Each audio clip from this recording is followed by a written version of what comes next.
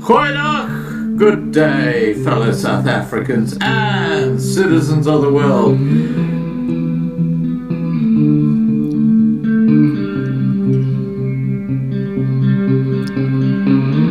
I've been looking around for salvation.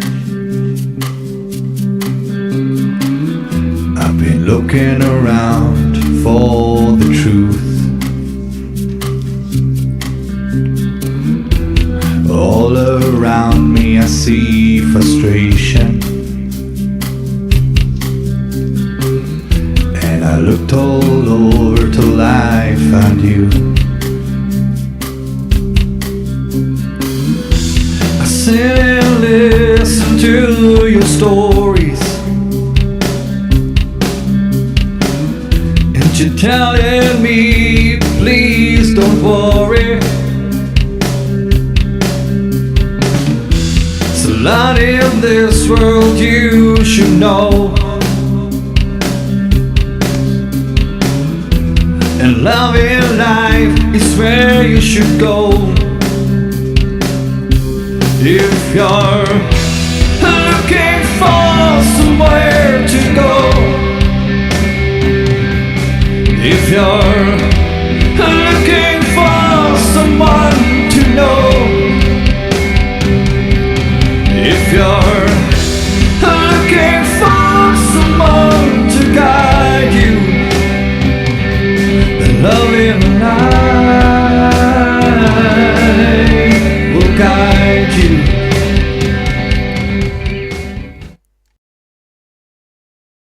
Goeienaand, good evening, fellow South Africans and citizens of the world. And you know, South Africa has some of the most beautiful places on earth. And one of them is, or was, I should say, Elliot. Elliot is a small town that I had the pleasure of going through back in 2007 when I was travelling from Kokstad in KwaZulu-Natal to Grahamstown in the Eastern Cape. Let me show you some photos I took of the Elliot region back then we'll have a look at what it looks like today.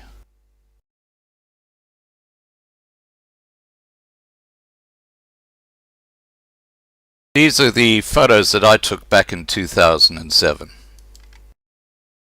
That's the main street of Elliot.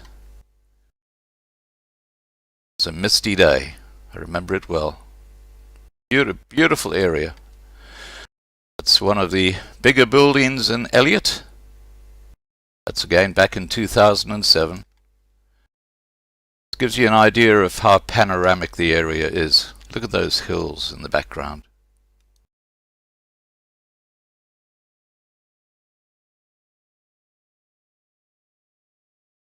As you can see, very rugged but very beautiful.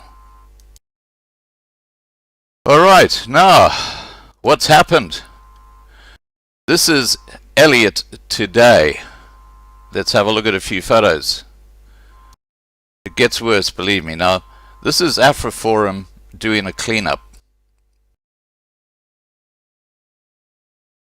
That's just some of the rubbish they picked up.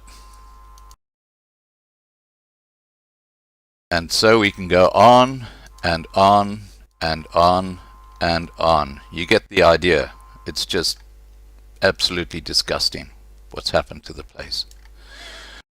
But it gets a lot worse. This is only scratching the surface. Have a look at this. Just absolutely shocking. And the tragedy is this is happening all over South Africa in just about every town you can think of. See, people are just picking up rubbish everywhere. And then what we have here is a water leak. But we'll get to that right now. Let me tell you a bit more about that. In the videos that follow, you will see the water main is broken and water is flooding across Chatter Street. There is no water in the taps for those in the area. Let me just get you that up so you can have a look.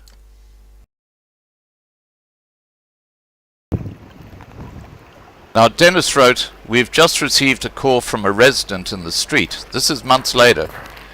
where the water leak is. They said the municipality was there, but said they can't do anything due to not having a grader with a scoop to dig holes. They've just put no entry tape around the street and left.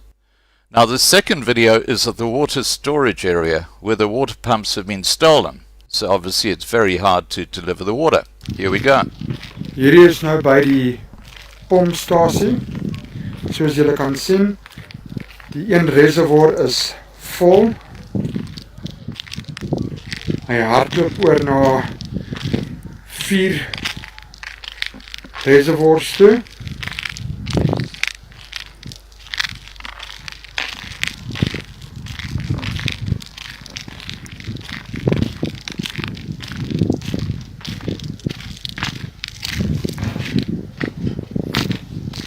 Die ene is die laaste ene. Die twee wat is onderstel om water na die dorp die lokasies toe stuur is leeg. Hulle het die pompe afgesit.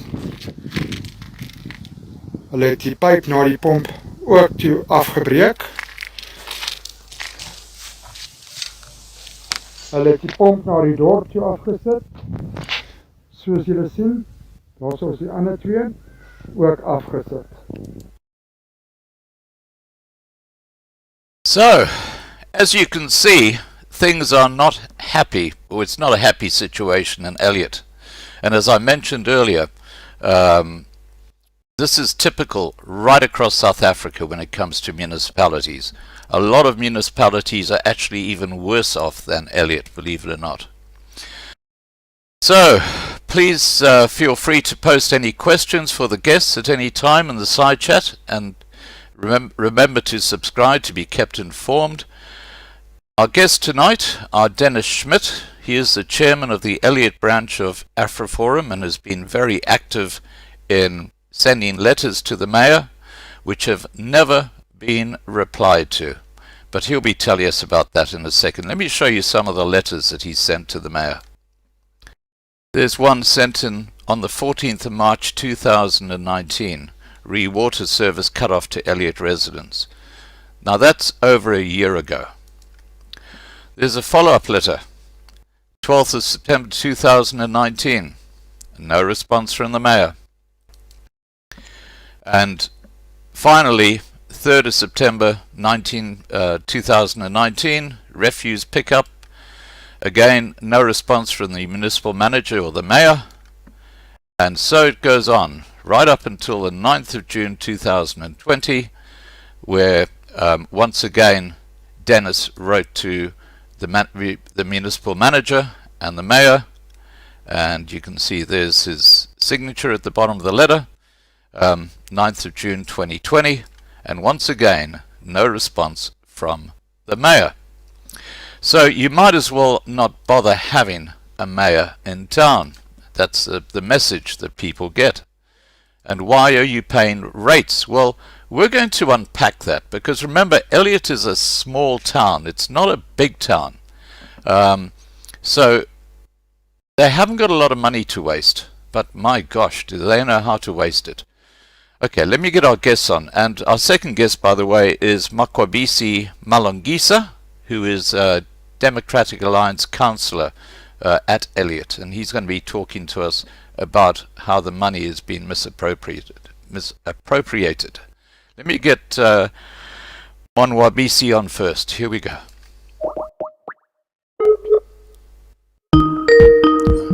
Sorry, we're getting Denis on first.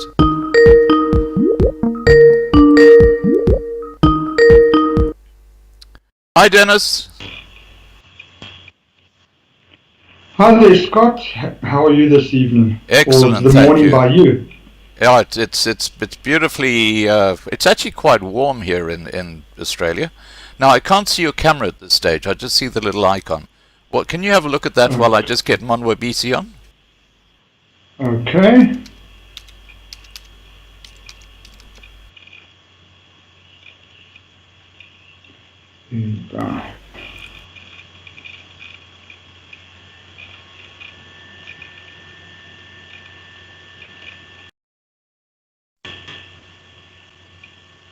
I'm on Wabisi. Can you hear me?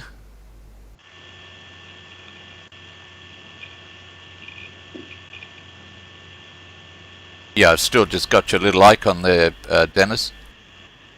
Okay, it should come on now. Okay. There you go. There you go. That's much better. Okay, now I'm just waiting for Monwabisi to accept the call, and then we'll be away. Well, look, maybe we can just get started while we're waiting for Monwabisi. What role does Afriforum play with municipalities? Well, basically, in a nutshell, we get a mandate from our members and the community to act on their behalf when service delivery hasn't been supplied to them or to the town. Then we act on their behalf. Right. Okay. Now, you're the chairman of Afriforum at Elliot, aren't you? Correct. Okay. Now, how did you get involved with Afriforum? Scott, we experienced some time ago, I'm sure it's about 10 years ago, whereby the municipality was sending out exorbitant accounts. Right. And then we decided, no, but can never be like this. And we went to the municipality and they were unhelpful. And then we heard through people in town, no, go to Afriforum. That time there was a gentleman, Anton. He was the head of Afriforum, Jan Elliot. Right. So we went to him, and within, I don't want to lie, I think within a few weeks, we started seeing some results. Then he passed away, and excuse me. Then he passed away, and we held a town meeting whereby we elected a new committee, and my name was thrown in the hat, and some community members voted me in as chairman, and vice chairman we have got Krista Rousseau. Our secretary is Linda Freiling. We got a chairman of safety, which is Buurtwag, Neighborhood Watch, is Lawrence. So we quite, that's how I got into Afriforum, by someone electing me and then electing a whole new committee. Right. Now, I've just shown the live stream, the letters that you've written to the municipal manager and the mayor about the problems with water and stuff like that. And I've shown the video with that water leak in Chatter Street, and also the problem with the water pump. Now, can you tell me how responsive the municipal manager has been to your request to fix these issues? Scott, concerning the sorry about that. That's okay. Concerning the water pump story, that happened early last year, whereby the town got shut off totally. The whole town, the old location, Polo Park, basically the whole of Elliot got shut down. Right. So then that happened, if I'm under correction, but that happened on a Sunday afternoon. I got a call by one of the community members to say, listen here, they've heard that there's something happening at the water pump station, and I went up there. When I got there, we sent out a WhatsApp group message, right, asking for some of the community now to come and stand with me and our other committee members. We got there to the pump station, and the security guards there told us, listen here, there is no staff. They are not here. So we said, no, but what's happening? They didn't want to answer us. We got the police involved, whereby they gained entrance to the pump station for us.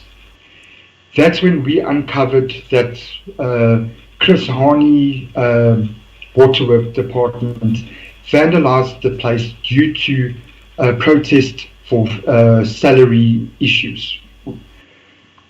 That's whereby we took the video and we posted on Facebook and everything. Then we went and laid charges against Chrisani at the police station. We still have not heard anything about that case up until today.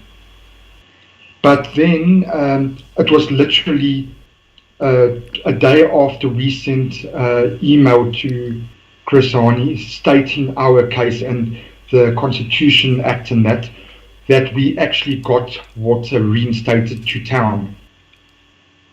Right. The water leak story, we've sent, as you've seen my emails, we've been emailing them since Monday, and only today at 3:30 after my last email at 1 o'clock to them, telling them, and that was also forwarding them a letter from my district, my coordinator, Liz Marie Smith, to state that we've now sent them numerous emails, numerous letters. They are uncooperative. They've left us no other option but now to take other actions against them. After they received that letter, they sent their workers out at 3:30 to attend to the first leak in Chatter Street. Then at 6:15, they left. They left this whole massive hole, still water coming out over there. They haven't even covered the hole or put tape around it to say warn anybody. This hole is in the middle of the street. There's residents which driveways, they have to use that street to go in the driveways.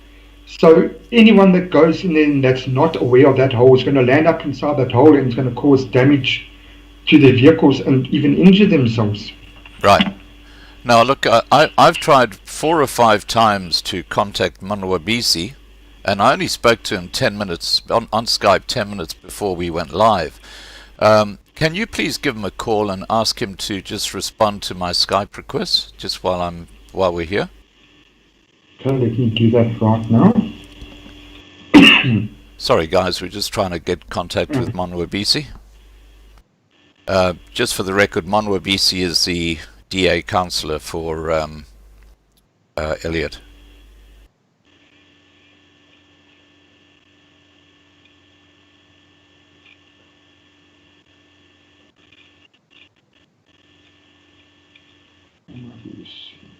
While you're doing that, for the people who haven't visited South Africa, Elliot is quite close to the bottom end of the Drakensberg. It's in the Eastern Cape, and it's a beautiful, beautiful part of the world, or as I say, it used to be. And I remember when I travelled from Kokstad going down to Grahamstown, this beautiful little town. You need to go on to Scott's Skype.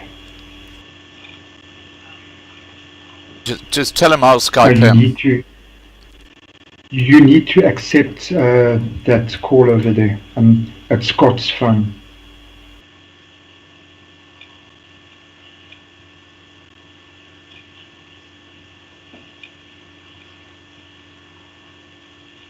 Okay. Okay. Okay, no, thanks for one of these. Goodbye. Scott, he said that he's on Skype now, but it doesn't show anything. Okay. He's going to try and give you a call. Oh, I don't know. No, he can't because I've got you in my call.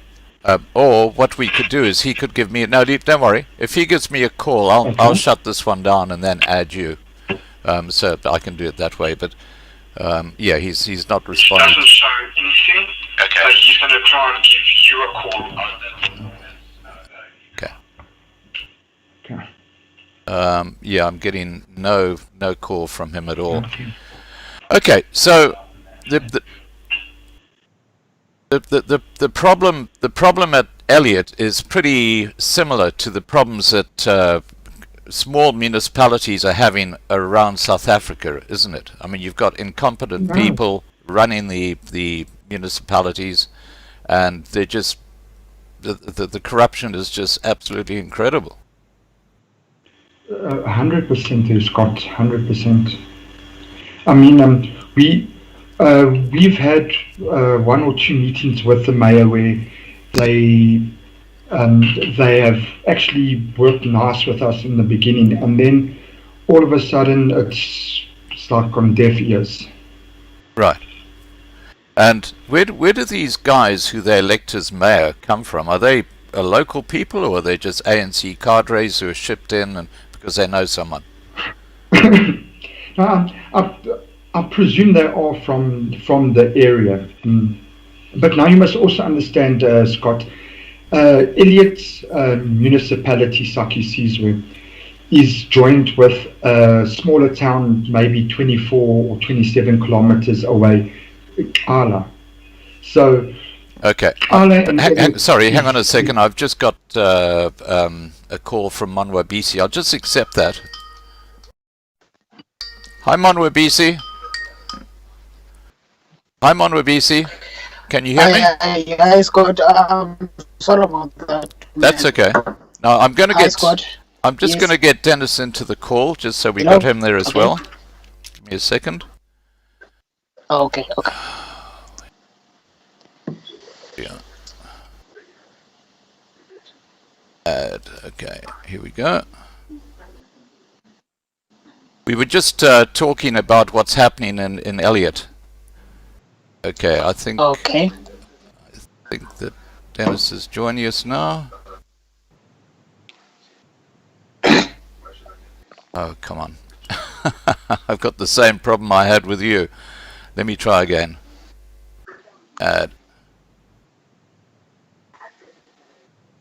Okay, while I'm just waiting for Denis to join this call, please tell us, what is your position at Elliot? What do you do for the municipality? Okay. Thank you, Denis. I will just greet to everyone who's alive now who can hear me. Okay. My name is Monwabisi Malungisa, and I am a day councillor, which is resided a public rep for the municipality called Sakisizwe municipality. It's a demarcation of two towns, which is Tsala and Elliot. Right. Okay, let me just add Denis here. Okay, sorry, I was just getting Denis in again. Right. So, how long have you been in that position, Monwabisi? It's been since August 2016. In the last term of the last elections, local government elections, right, which was August 2016. Yes. Right. Okay, now you sent me a whole lot of images which I'm going to show people now, and I'm going to ask you to take us through them because they kind of show how the municipality in Elliot is wasting money, and I'm using that in a very polite way. Obviously, there's a lot more to this. Now, I'm going to start off with the abattoir pictures. If you can, let me just pull one up first. If you can tell us the background to this in Elliot, just as a starting point. Okay. Can you hear me now? You were kind of breaking. I can hear you. I can hear you. Yes. Okay. Okay. Let me just open this Windows photo view. There we are. Okay. Now I've got the abattoir picture. Now tell us what that's all about. It's obviously not completed. There's no roof. What is happening there?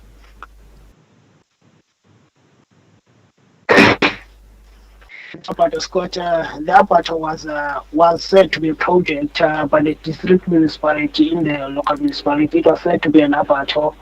The building costed between 6 to 10 million rands from the district municipality, and the project it never worked.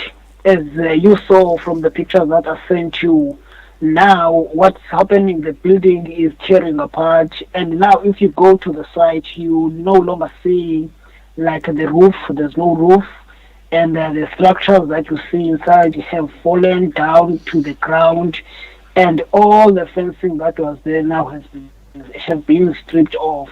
Then now, when you go to the councillor, the ward councillor, which are the representatives of the people that are supposed to take care of things. When you go to ask to them, they never give us as to what happened. They will just refer you to the district municipality, and when you go to the district municipality, you don't find anyone that's responsible for that takes responsibility of the certain projects. And what clearly happens is that the projects are being put there and they are not finished, and then you will hear in the next coming financial year the project is budgeted for, but these ones I'm talking about, they were just put there, and no one ever bothered about it, about their maintenance, or as to what they were supposed to be doing, etc. Okay, now you're saying that 7 to 10 million rand of the Elliot municipality money went into this project, and it was a non-starter. Did the abattoir, or was the abattoir actually completed? What went wrong? Scott, based on my personal investigation about the project, it the only what was approved was only this the structure. The structure was finished and it was built. And now, when I investigated what stopped the airport to even function, I personally discovered that there were no due diligence that was done in terms of how it will operate and how the abattoirs operate. One of the things that I can mention, the project, I don't know how it was approved, because the project didn't have an environmental plan as to how it will go in terms of the waste coming from the abattoir. Was never done a clear research, because when the abattoir is in Tala, when you are in Tala, you have the bigger project to Elliot from Orland, the bigger abattoir from Elliot, which is the third drop, and also the other big abattoir, which are the suppliers of the whole Eastern Cape, almost up to.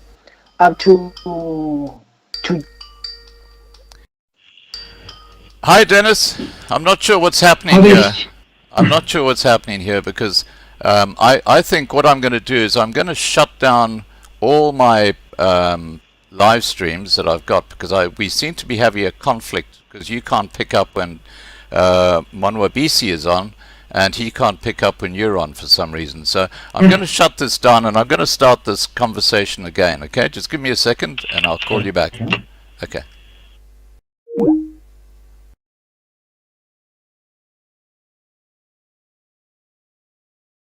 Sorry guys, this is what happens with the internet. I'm just going to get Monwabisi on again.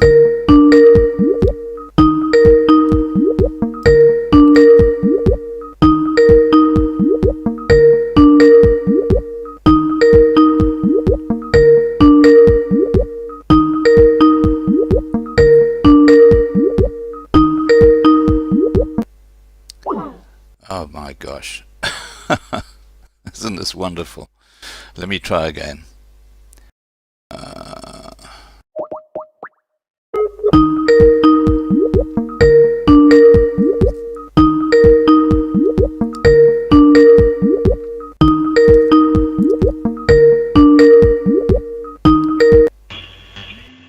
Hi Denis, we got one of you back. Yes, Scott. Alright, let me just try and get Monwabisi again. Okay, had to call. There we go. Alright, we were just talking to Monwabisi about the situation with the abattoir. And, Yes. Tell us what happened there, because he said there was 7 to 10 million rand that was wasted on that. Are you talking about that sewage reservoir? No, the abattoir. It had those big metal bars in the ceiling and blue walls, and it's got no roof now. In Elliot. I haven't seen that yet, or no one's brought that to our attention yet. Okay. Now, Monwabisi, can you hear me? I've got him showing as being on, but I can't see him. Okay, I'm going to call him direct, because I think our problem is Monwabisi, and I think the problem is that your name is not Denis, it's Live Blue Crane. So I think this is where I'm gonna get Monwabisi on, and then I'm gonna call Live Blue Crane. Okay, so let's just see how we go. Okay.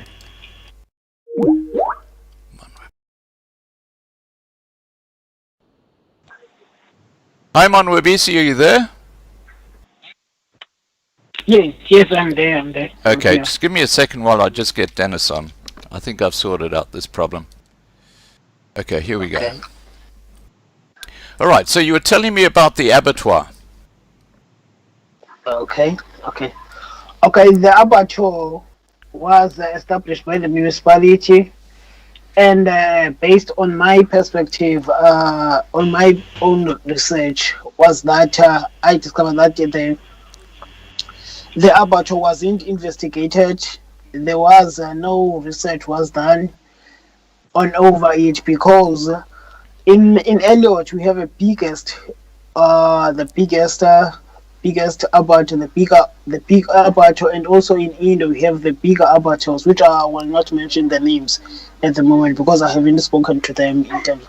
Then those abattoirs are the suppliers, are big suppliers of meat in our region and also in our province, extending to the KZN. Now, what I discovered was that this abattoir was to kill the business of those two abattoirs. That's my own perspective when I was doing my research, because people said that we have to create they have to create their own production and so on. We must stop buying private things and so on. So that's what basically happened on the abattoir. But the abattoir was just built, and there was no environmental maintenance plan for the abattoir, because it's situated amongst houses, and it's not good for in terms of the environmental effects, because you don't know what you will do with the waste that will come out of the abattoir. Okay, so such things just happens. Yeah, can I just check? Denis, are you there? Yes, I am, Scott. Okay, fantastic. We got you. We got both of you on. That's great. I just can't see your camera, Denis. I can just see you. If you can just get your camera going, and I'll keep talking to Monwabisi. Now, you said there were 2 abattoirs in the area already, Monwabisi. Were those owned by white families? Yes, it's they are owned by the white families. Yes. So what you're saying is that the Elliot municipality built this this abattoir with the main intention of trying to take business away from the other 2 abattoirs. Yes, based on my perspective, Scott, that's what I picked out about the establishment of that abattoir. And it was a complete disaster, because they spent between 7 to 10 million rand on it, and it got nowhere. And was that ratepayers' money? Yes, it was, because it came from the district municipality. It was the fund from the district municipality. So it came from the taxpayers' money. It was taxpayers' money. Right. Okay. Now, Denis, I still can't see your camera. I can see you're live here. Can you keep fiddling with that? I'll tell you when I see your camera on. Okay. Now, let's continue with some of these images, shall we, Monwabisi? Because you sent me a few projects which have just gone completely pear-shaped. Let me just show everybody here. Now, it looks like it's a classroom. Is it a classroom where the floor has lost all its the floor is missing and stuff like that?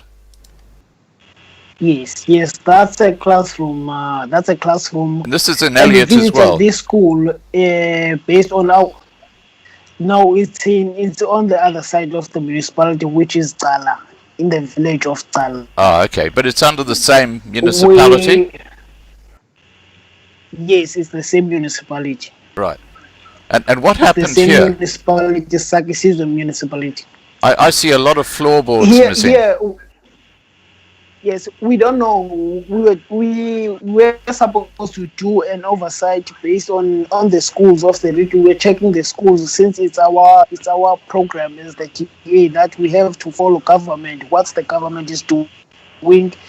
So we were visiting the schools. This picture was taken last year.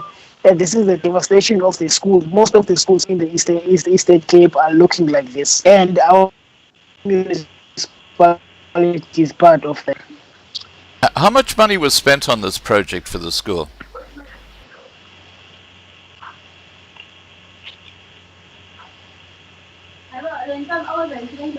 Hello, Scott? Monwabisi, can you hear me? Yes, I can hear you now, but you keep on breaking. I don't know whether it's my connection or what. Yeah, okay. Well, the question I asked is how much did it cost the municipality to build the school?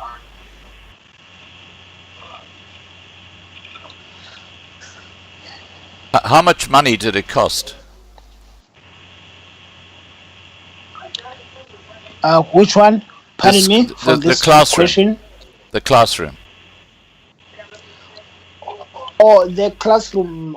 We are not sure how much did it cost. It wasn't built by the government. It's I think based on structure. It's a community. It's the community that builds itself that those classrooms. But the schools are registered under the Department of Education. In terms of the funds which were used in building that classroom, we're not sure. But by the way, it never looked like any building from the government. I think the community built up that school themselves. Right. Now, Denis, are you there? Yes, I am, Scott. Okay. Now, I still can't see you on camera. I can just see your little icon at the top. Can you toggle your camera on, or is it just not working? Do you know, I've put my camera off now and back on. Okay, let me just see if I can change something here. Okay, Scott. I think you changed something on yourself because on my side I can also see him. Oh, okay. Okay, so it's something I've got to change on my side. Let me have a look. Oh my gosh. Let's do speaker view. Okay, so Denis, if you can just speak to us and we'll just see if we switch across to you. Okay, Oh, there you are. Yeah, okay, now we're switching across. Okay, that's fantastic. Okay, so let me just get that across here. Sorry, guys, I'm just sorting out our problems here. Now, Denis, just talking to you, are you aware of the issues with the classroom that we've just been talking about? Scott, we have been made aware of the issues. I think there was even another DA councillor that came down and took videos and posted it, I think, on Facebook and on the DA's platform to make people aware of this issue. Right. Now, has anything happened as a result of that? Was that classroom ever used for students? I think it was used up until when it started getting vandalized and damaged. But after that, it wasn't used, and they've started erecting new containers or shelters for the school. All right. Now, in the Elliot area, was there much vandalism during the lockdown? Were many schools vandalized? Because they seem to have been across the country. In town, not as much. The Elliot High School, we have not heard anything. But what we have been made aware of, that there was a lot of break-ins in houses and that during the lockdown. So not so much as the schools, what we've heard, but the houses and in town, yes. Right. Okay. Now, getting back to you, Monwabisi, can you add anything to the story about this classroom before we move to the next project that you brought to our attention? Pardon me, you just broke us, Scott. Can you repeat the question? Is there anything more you would like to add about the classroom The situation. classroom. Yeah. Oh, okay. Okay. Now, what I would just simply add is to answer to your question about the schools and the lockdown. Yeah. During the lockdown, no, there were no vandalism in our area that I am aware of, except that those schools are like that, like forever. It's they were not broken during the class that you see. It wasn't broken, but during the lockdown or what, it's old, and that's the reason I saw it being broken. Otherwise, in terms of the lockdown and everything, and the schools, our schools there, we never heard of any schools that were vandalized during the lockdown. Right. Okay. Now, what I want to do now is just go to the next project that you brought to our attention, which is absolutely ridiculous. Let me just get that up. Okay. Open with. Here we are.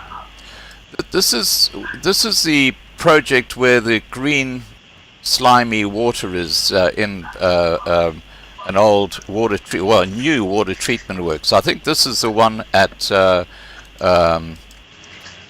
Elliot, I think it is, isn't it? Okay, yes, that's it. Okay, now tell us what happened there. Okay, this project, Scott and the people listening, this project, it's a project which was also established by the same district municipality, Christian district.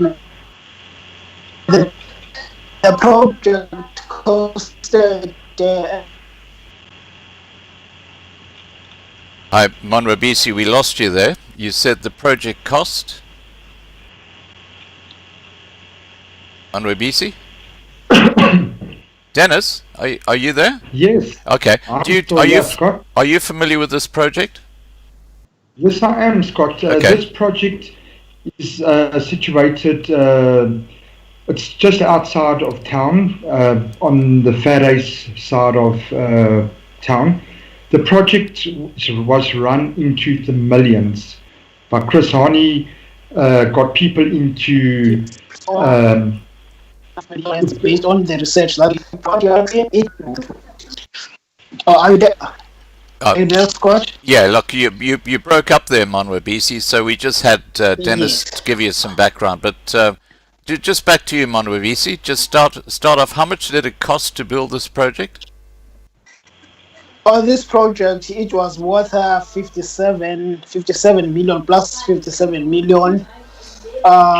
It was completed in 2016 and it was launched in 2016 October. I'm just looking my date here because I had the stone which which had the date of the launch of the project. And this project, it also never worked, and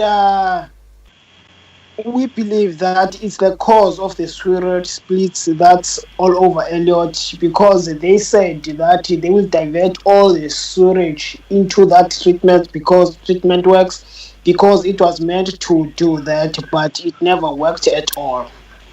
Okay, so it cost 57 million rand, and it's never worked. It's never worked. Now, who were the contractors who built it? The contractors were oh gosh. Oh, it's Mpumalanga. It was Mpumalanga Civic Construction. Now, is that an ANC cadre business? We are not sure, because I followed records of the Mpumalanga construction. I found out it's been existing, but I'm not sure in terms of its ownership. I didn't get that information when I was doing the research for them.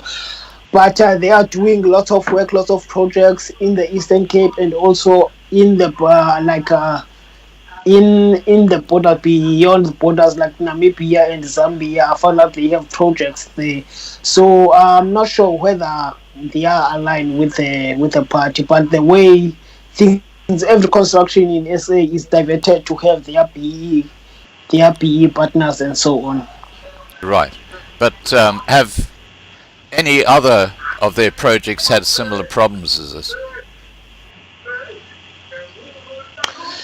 No, even this one, Scott, they finished this project and they handed over to the district municipality, but it never worked. In terms of building the project, they finished the project and it was taken by the district municipality, which it launched it for the community, officially. Right. Okay. So what If was? I could just step in, Yeah. Go ahead, Dennis. sorry, Yeah. Scott, if I can just step inside Please. there quickly.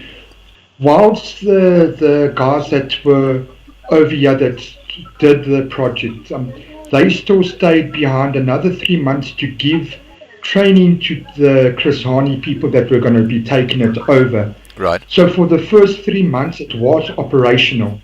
The one gentleman that worked on the project actually took me to show me around over there while they were still here, and it was working up until the day when they did the handover.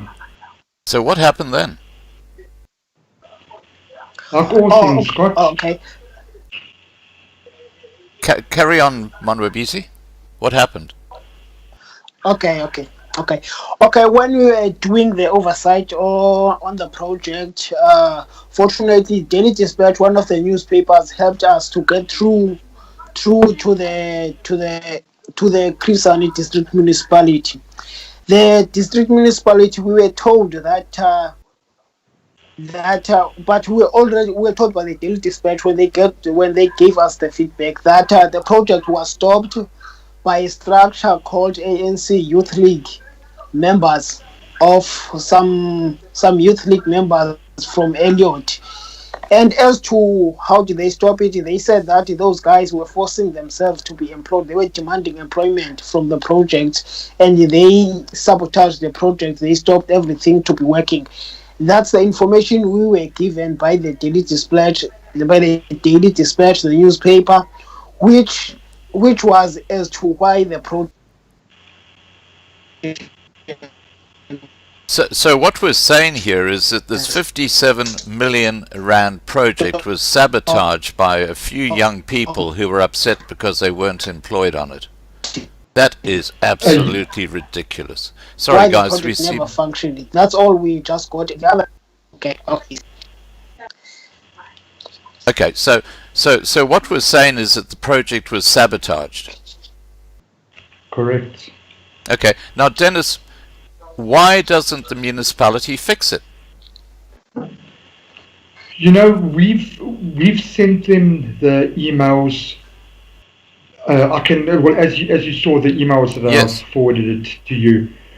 It's going back as far as March last year. We have not received one response from them. Then they call us into a meeting and then they promise they're going to get answers to us. They've even held one meeting with myself and my coordinator, Liz Marie, I think about 8 months ago, whereby we sat in the meeting with all the technical managers, the mayor, even I think it was also someone from Chris Hani that was there, and they promised that they were going to get back to us. From then, we never heard anything from them. How long ago was that? That was, if I can remember correctly, September last year. Yeah, the 19th of September last year is when we had the meeting with him. So it's over 8 months ago. Over 8 months ago. And nothing has been done. Yeah. Correct.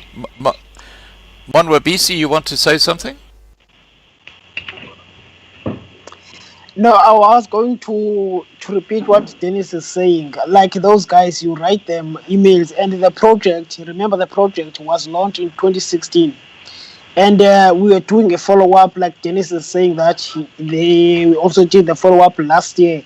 And you never get any response from those people. If you get a response from them, it will be like, I am not responsible for that project. Denis is responsible for that project.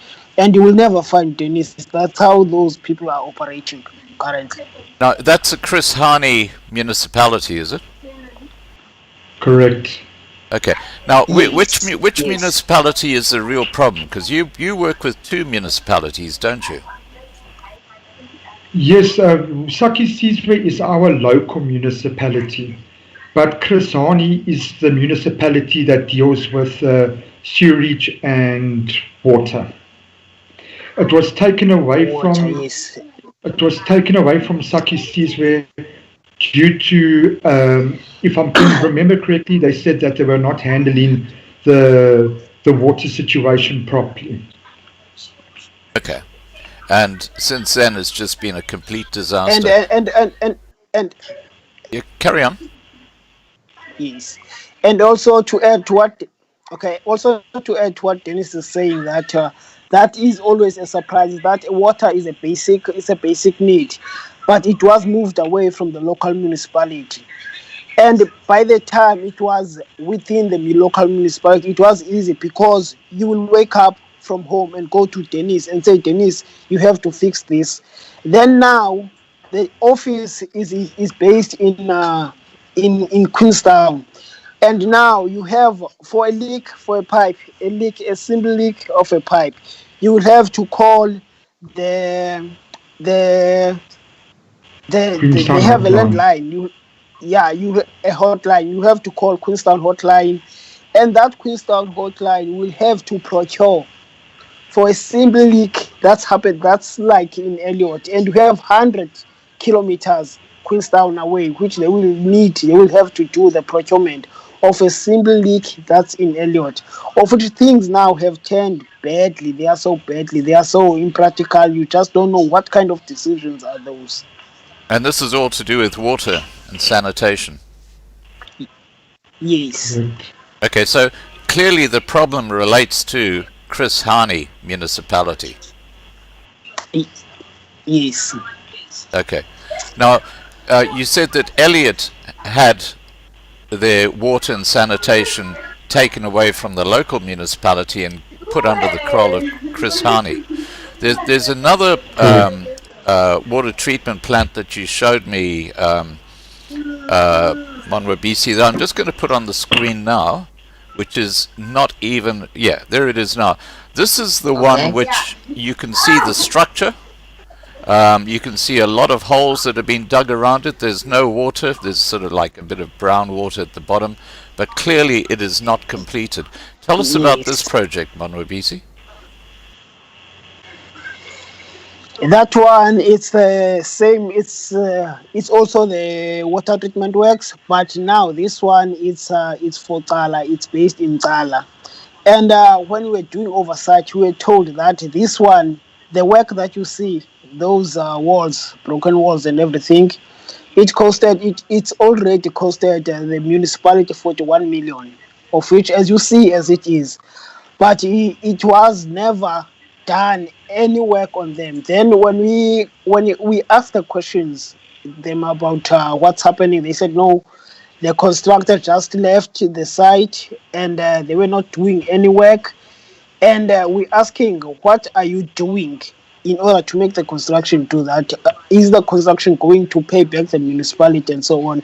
And you don't get anyone that will give you answers into all the questions that you have. Okay, now. So those broken walls you see there, they costed 41 million already. So the municipality paid 41 million rand for this incompleted water treatment plant. Now, is this again Chris Hani municipality? Yes, yeah, it's the same district municipality that was in charge of this project. Has anyone tried to contact them to see what the heck's going on? Yeah, we've been doing that. We've been doing that, Scott. And the same problem is what we already told you about. That you never get your emails responded to. You never get someone who's responsible for that, and so on. But we're talking tens of millions of rand in a structure which is useless. It's no good to anybody. So that 41 million rand you talk about has basically been thrown out the window. Exactly, Scott. Wow. When did they walk Scott, off the job? Sorry, Scott. How long ago did they walk off the job, the construction company? The one from Tsala, it was I think it was only a year. I think it was only a year. And who was the Only a year. construction Then to company? the second one, Who was the I'm not sure. They construction company? didn't give us that. They So, didn't give us that one, that information. so you don't even know who put this mess up. Yeah, this one.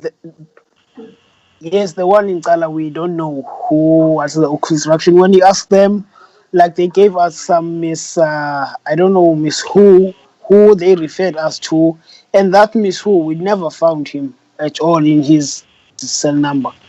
So we don't know if it's an existing person or what, because that's what they actually do. You go to them, you never get answers. You never get a specific person responsible for any of the work that they are doing. Oh, and also going back to the one in Kalawata treatment, I just came to the date of which when it was launched. It was launched on the 20th of July 2016, not August, as I said. Right. Okay. Well, that's So a minor looking at detail. the dates, they were just campaigning for the. So Yeah. we're So talking looking about. at the date, I suspect it was just the Yeah, Monwabisi, we're talking about two very expensive water treatment plants that have cost in total about 100 million rand that have never worked. yes.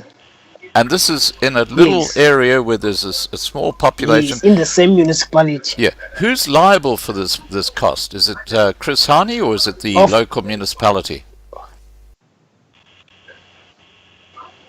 It's those projects are specifically by the district municipality, which is Krisani district municipality.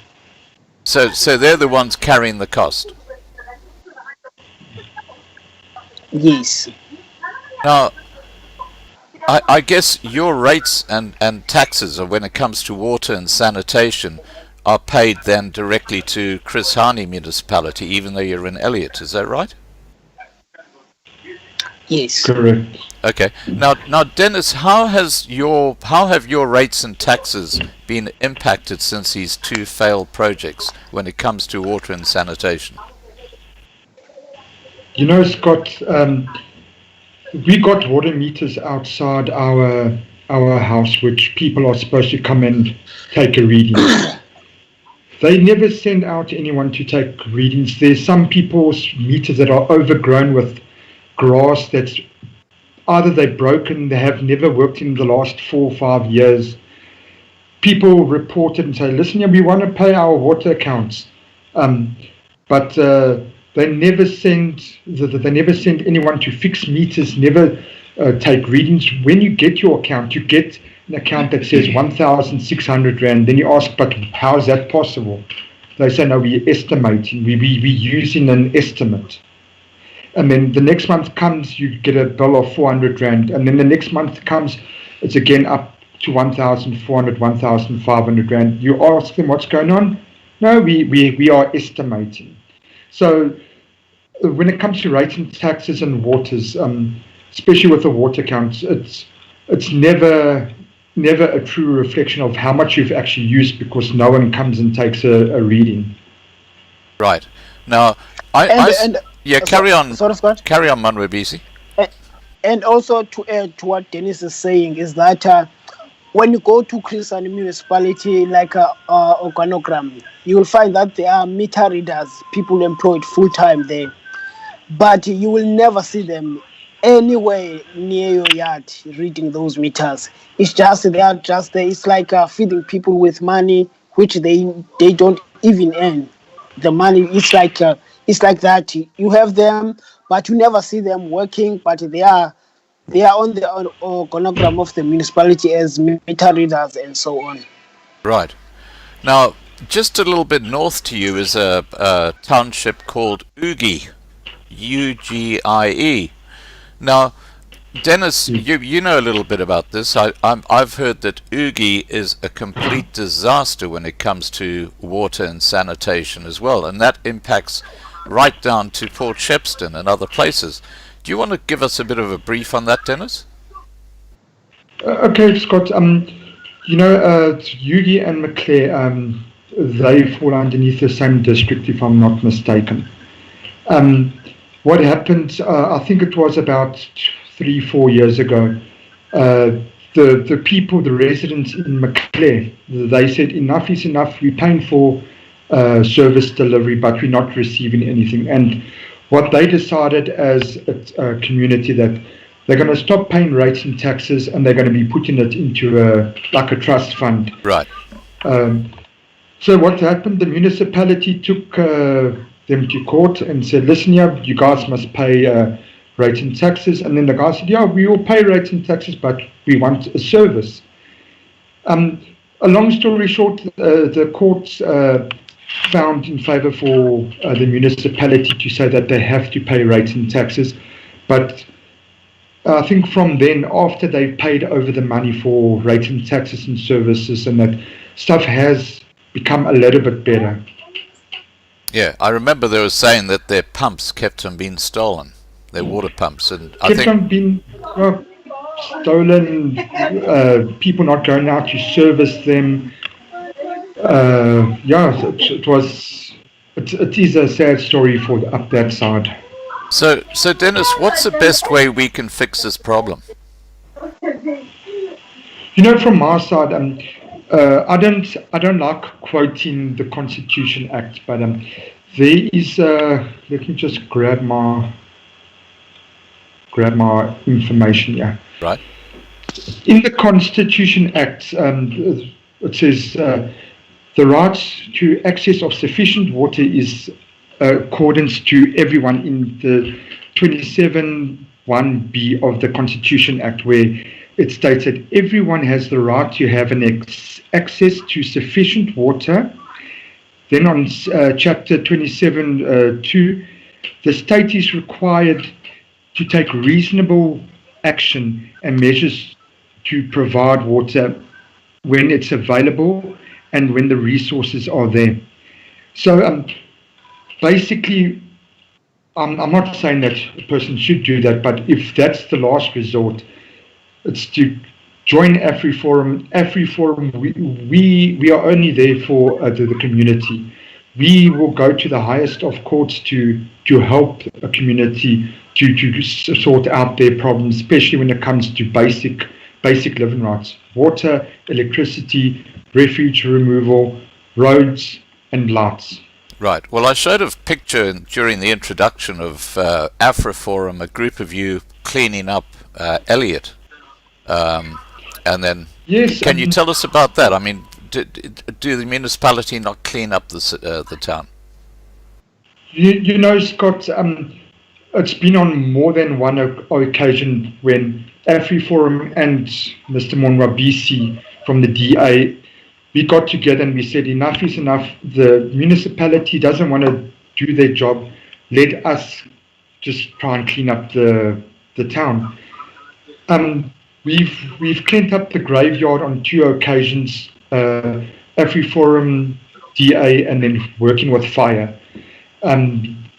Then the second occasion was when we had to go around town, literally to house, picking up rubbish bags due to no service delivery.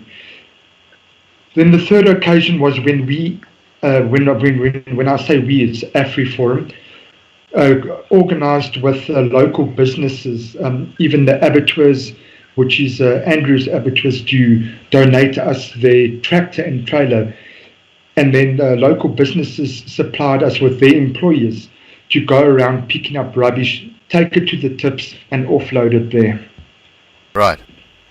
Now, And so sorry, Scott. carry on, Mama.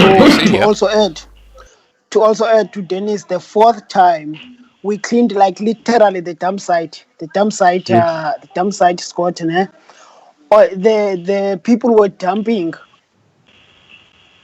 on the way to the dump site. They were dumping like on the road, and it piled there, and we literally cleaned that like quickly clean. It was clean by us. That's what we're trying to do, and so on. And again, now when we try to take notices to the people ask us a simple question, which is an honest question: where must we dump, and how do we how do we do the dumping when the municipality, we are paying services for the municipality, but the municipality doesn't provide services for us because the municipality doesn't collect the rubbish from our houses and so on. Then they always, on the next to the election, local government elections, they will start doing that, and also after the year they will do that and stop like after some time. So we also literally clean the dump site as it is.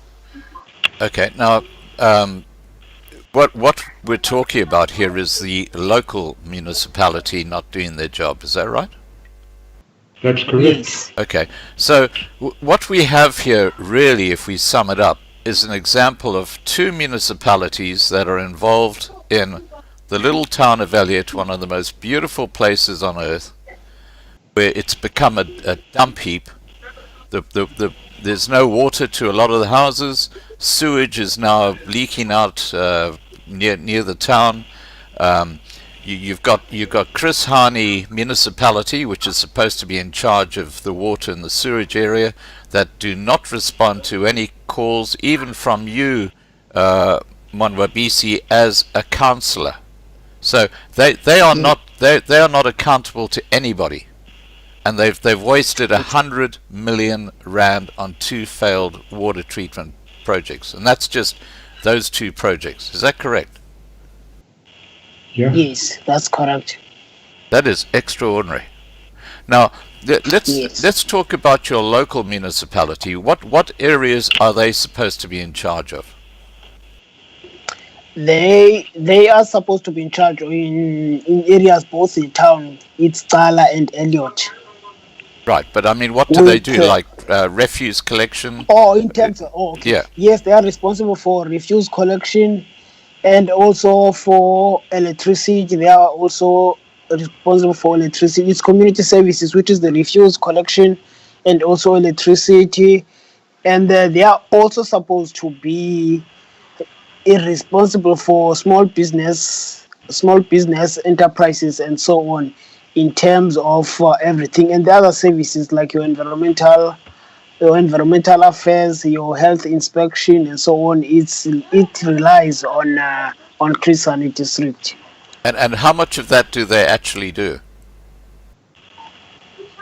Of the refuse collection, we always have to be on their neck with Denis.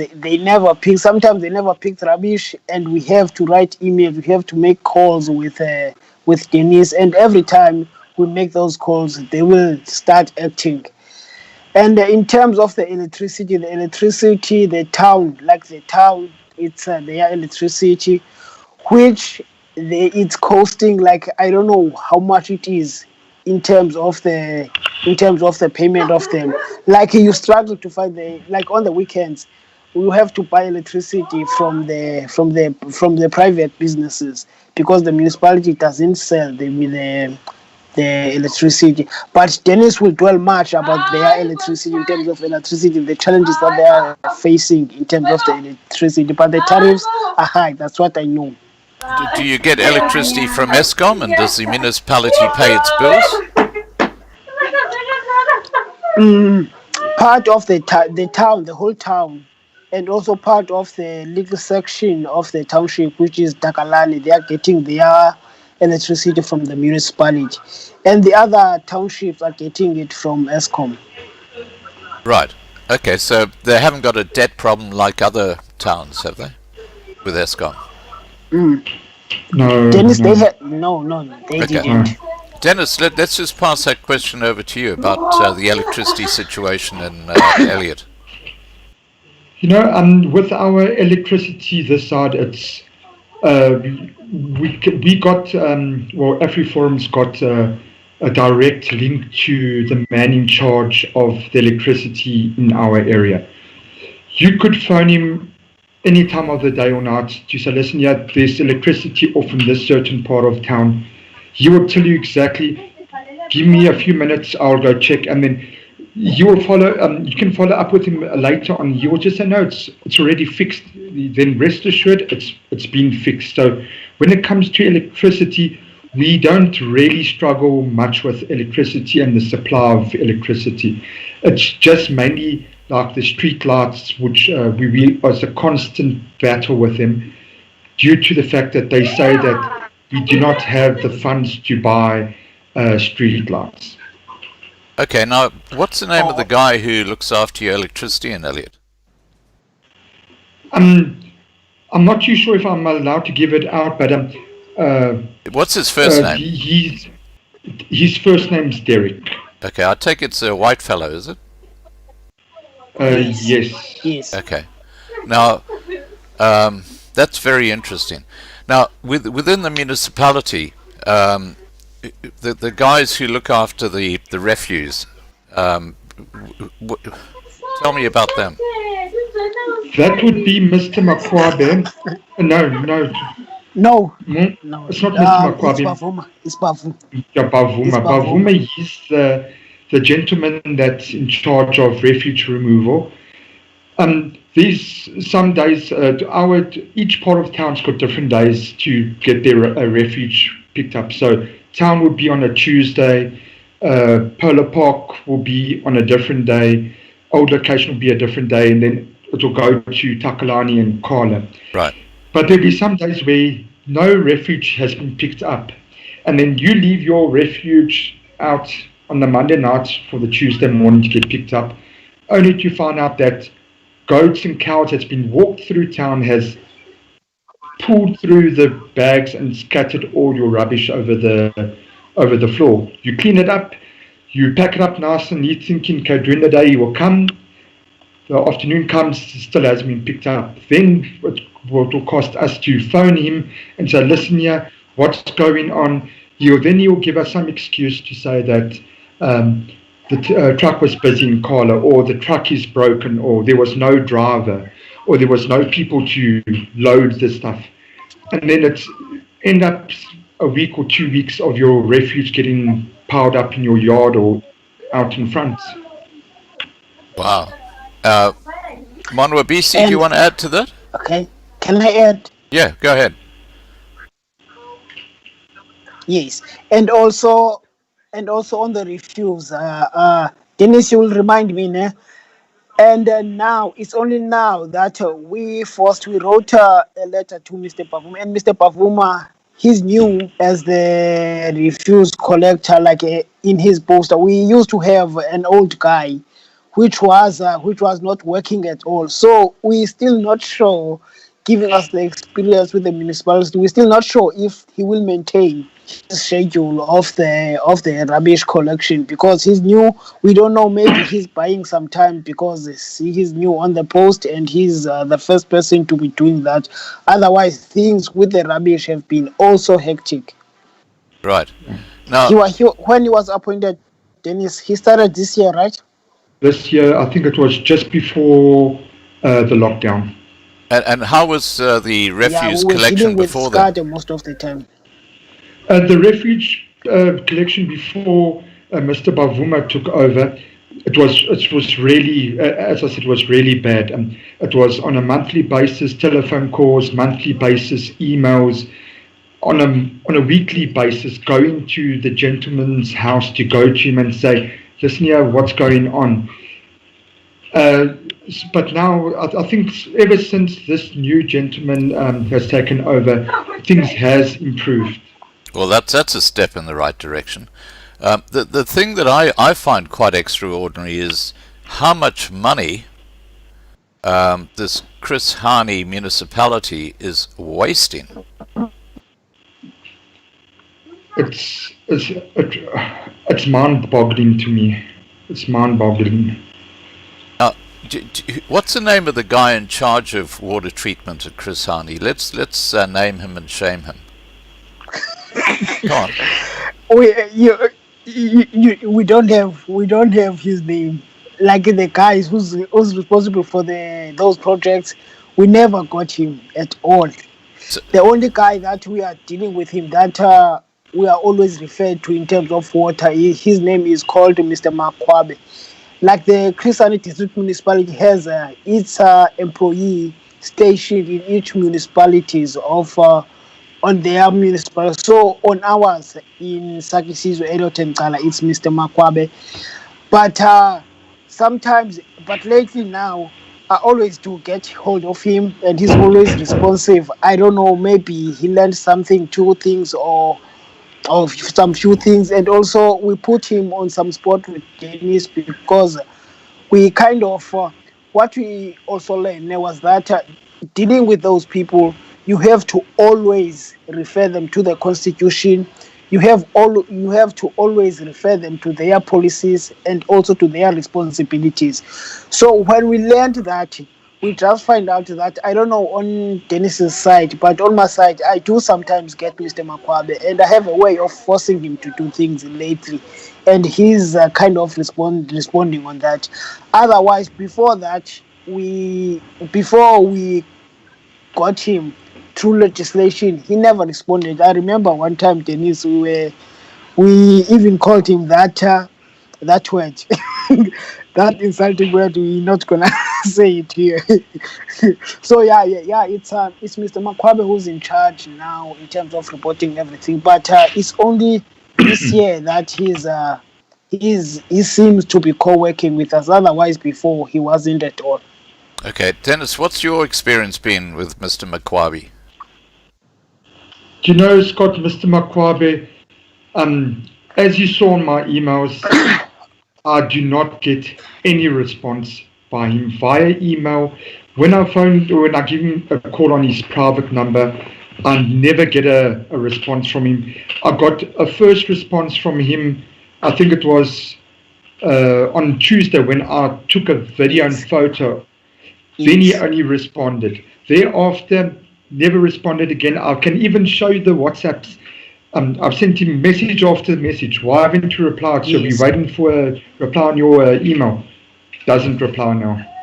Okay. The reason he replied on you on Tuesday when we were dealing with those things is because I told him that Mr. Makwabe, please respond to the people complaining, because those people are the people who are paying services, and we are also entitled into the services of this municipality. Please do respond to that. I think that's the only reason he made him to respond on you on that day. I remember well when we were dealing with that lake. Yeah. Now, does anyone? And also, Scott. Yeah, carry on. Oh, I just reminded by Denis when he mentioned the cows and everything. Another service is that the local municipality is responsible of. It's the pounds, like the local pounds. Yes, they are also responsible for that, and they have people in their organogram that are responsible, that are rangers. They are animal rangers, but those people, you never find them. We have animals all over our town, and those animals are just let to stray around, and we have people employed officially by the municipality on a full-time basis who are supposed to be responsible for those animals in our town, but they are never there. You never find them. So what we're saying is you've got a bunch of people who are working for the local municipality who get a paycheck from the ratepayers and they don't provide a service. Exactly. Yes. Exactly. Well, they should all be fired. Who's in charge of all these people? I mean, he's the one who should actually be put on notice. Okay, Scott. The local government is structured like this. It's the administration part and it's the political part. And then a person who's responsible for all these people, it's the municipal manager, which is the administration part. But then, as a politician myself, I have to report those people through the mayor, and the mayor have to be the one. For example, I can report all I can. I can provide anything I can. But because I'm a minority in the council, some of my decisions will never be implemented. I have to force them. Then it's only then they will be implemented. So people who are responsible for these people is the municipal manager and the mayor. Okay, but we're talking about ANC people, aren't we? Yes, that's exactly. So, look, I've had reports all over the country about how the ANC are just absolutely clueless when it comes to running municipalities. And I think Elliot is just a typical example of what's happening right around the country. What are your thoughts on that, Monwabisi? It's exactly that. Elliot is part of that. That's what's happening. Like you will have a bunch of you will have directors in the municipality which are leading the municipalities. You will only find out those people, some of them, it's me who provides legislation for them as to how to deal with things. In terms of when I'm trying to force them to do things, I have to give them the legislation which they are supposed to be knowing the legislation, but they don't know of it. It's like it's run like it's like a political. You have administrators who are politicians, who are ANC politicians, but they are employed as administration. Of which, in terms of administration, as they say, if you are a sane municipality, my apology to use that language. If you are a sane municipalities, you will employ directors on merit, people who are qualifying to be doing that certain job. But that's not the fact. It's what the ANC is doing. If it is on the majority of the municipality, what they will do, they will deploy. There's this something. There is this cadre deployment of them. Like they will take people just because they are ANC and put them into the positions of the institution, of which those people are not capable of doing the job that they are supposed to be doing. I think the most important thing you said there is that they are incompetent. They're not capable of doing the job. Exactly. That's yeah, exactly. Now, Denis, That's what are how your are. thoughts on that? You know, Scott, when it comes to the municipality and service delivery, Afriforum's long-term strategy is that a community becomes self-reliant in terms of service. Even if the state is willing to render service, there is a clear lack of it all over the show, all over the country, more especially in smaller towns and metros. So the alternative for us is to be a self-delivery town or self-delivery people, because at the end of the day, we're going to be fighting and we're still not going to get anywhere with anyone inside our municipalities. Right. Okay. And clearly it's largely to do with politics. Clearly. So what is actually happening, which is kind of being mirrored across the country, is you've got a ANC political branch in your area, and what they do is they put their cadres into the senior positions who've got absolutely no experience, and they get big salaries, and but they do absolutely nothing.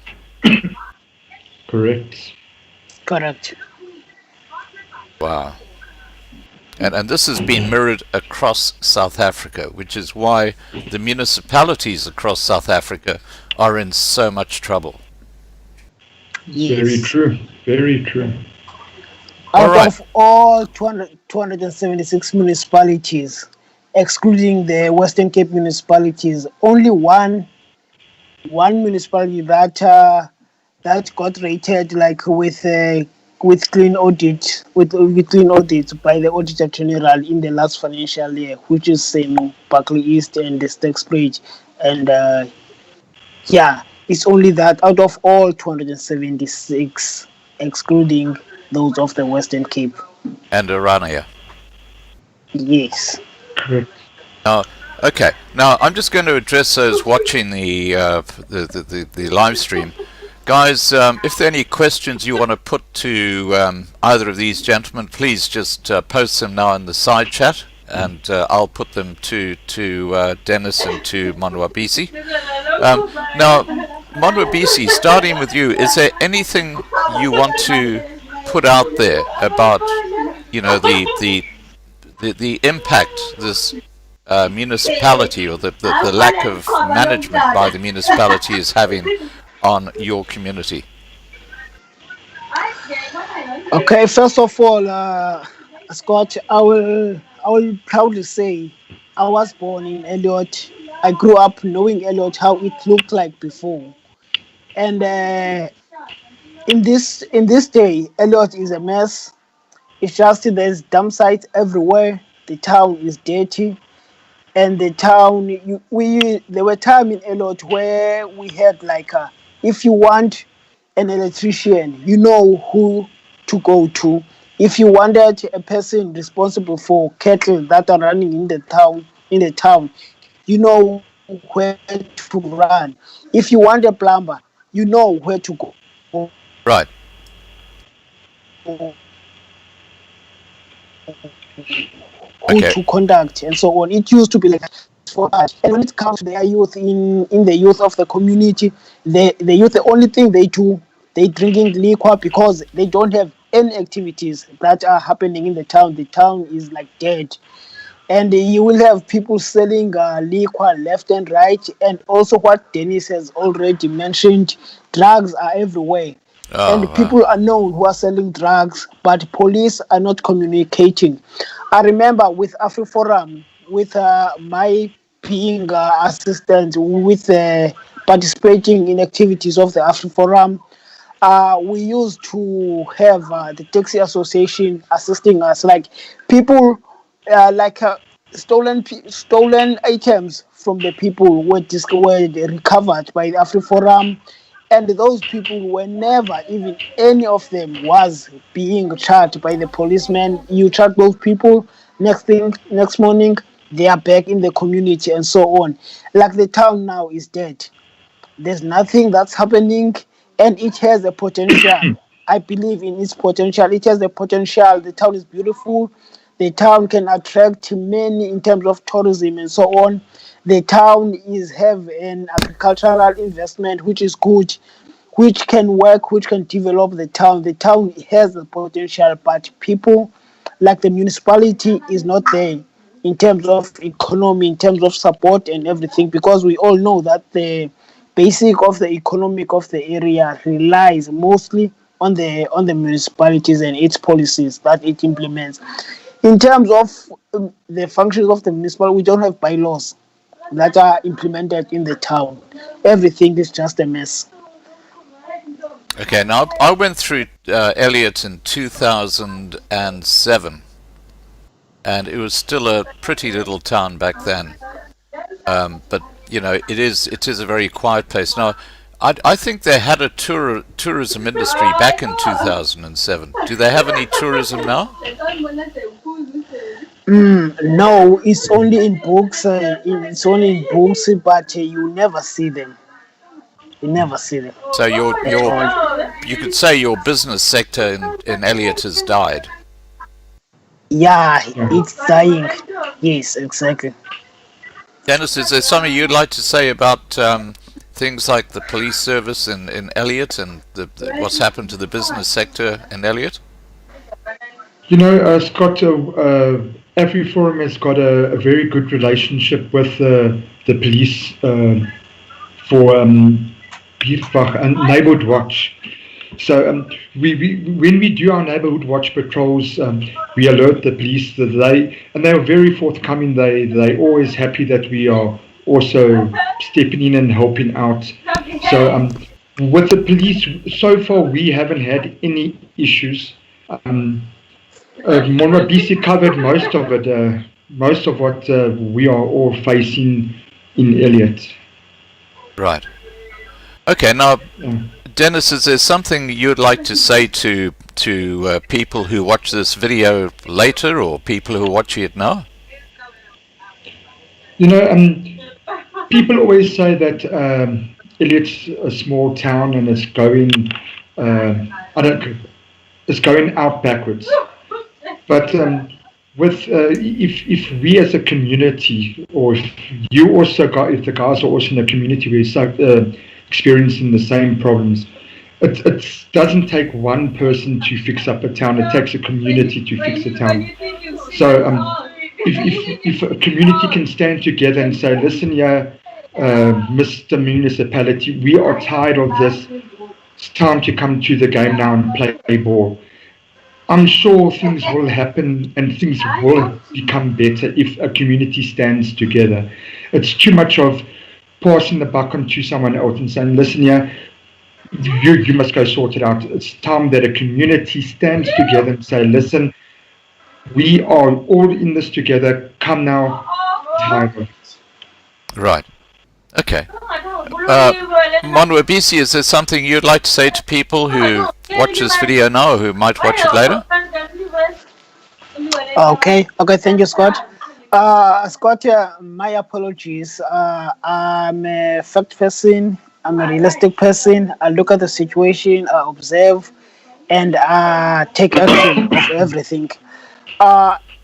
In fact, our problem in Elliot is not a problem of Elliot only. It's a South African problem that we have, that we are facing.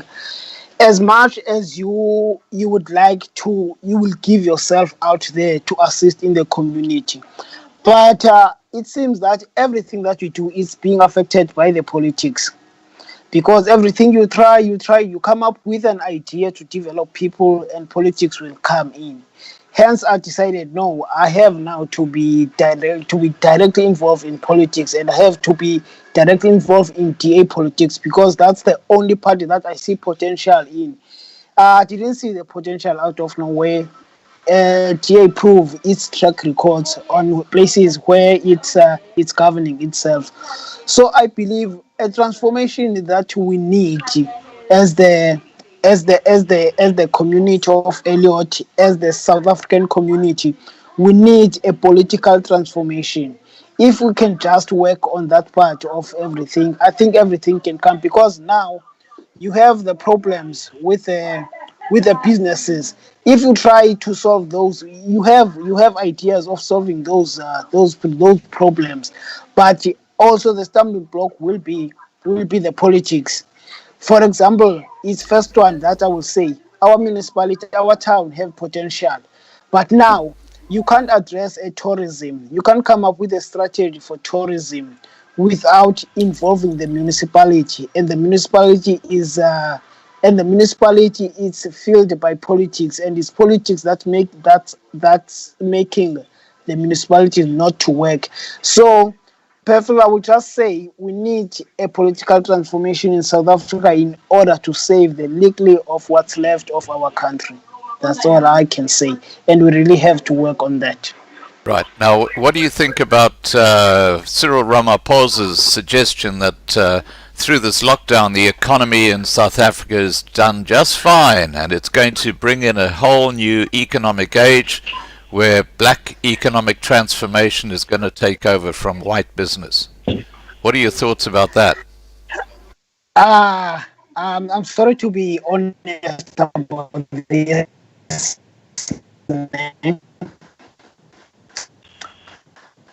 I am very honest to myself. I never trust anything that's being said by an ANC person. I have experience on that. Those people will only come closer to you if they want to use you.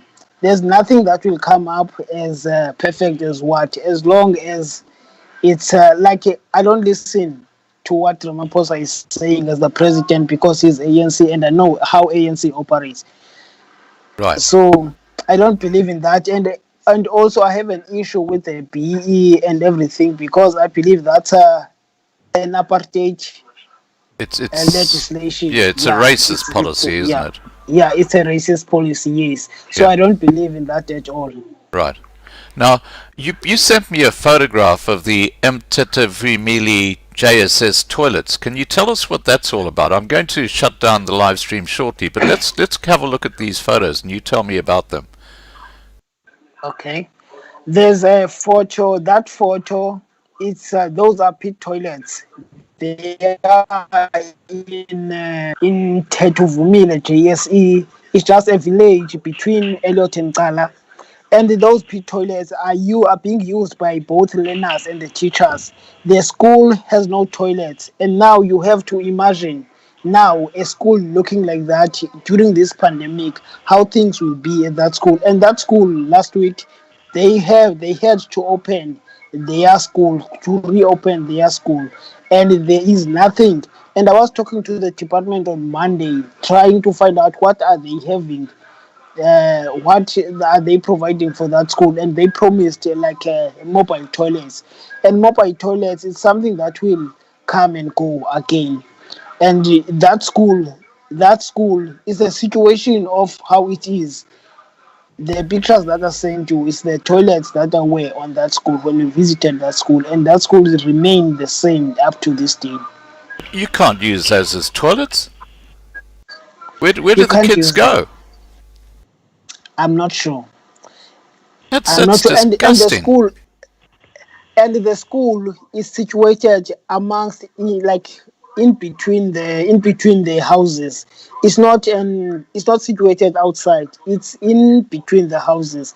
So you just imagine how the teachers of the schools are relieving themselves. And also you saw the structures are breaking, like the structure that I sent you of the bricks. They were given two toilets which are breaking down. I don't know when was that at all.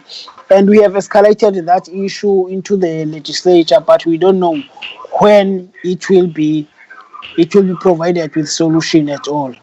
Gosh. And now I'm just showing a photograph of it looks like a little stream just full of rubbish. Oh yes. Okay, Denis, you wanna say something about that? Yeah, go ahead. Give me a break. Well, I'm not seeing that picture on my screen. Yeah, okay, it's a bridge. It's a bridge between town and old township. Okay, yeah, no, Scott, that place is a constant eyesore for not only the residents of Old Location, but anyone that's entering town coming from Yugi, McClare, and Tata side. That place it's sewage running down there, which eventually leads up to the Slangrivier, if I'm correct, Monwabisi. Yes, that's it. Yes, that's it. And then that river, that stream with all the rubbish runs into Slangrivier, which ends up in the Transkei River. Bashi River. Bashi River, yeah. And is that river used for people to drink water from? Transkei gets their water from there. Oh my gosh, this is disgusting. Exactly. It's like you see the other photos that I sent you. The legally sewage is pumping from the township. All the sewage that comes out of the townships, it goes straight to Slangrivier. Okay, now I'm actually just looking at an image now that you sent me, Monwabisi, which is of what looks like sewage coming out of a pump, and there's green grass around, and it's like grey sludge. Is that sewage? Yeah. Yes, that's sewage. And that's at Elliot, is it? Yes, that's in Elliot. Wow. Okay, and there's another photograph of the rubbish in the river. There's another photograph of the sewage coming out of this. Is that in a residential area? I can see a house in the background. Yes, the house. There's a house. It's in Masbambane, Denis, between Masbambane and Polar Park. You see that place there? Yes, it's that sewage there. So it's in residential areas when yes. Right. Okay. Well, there's another one of the river with rubbish.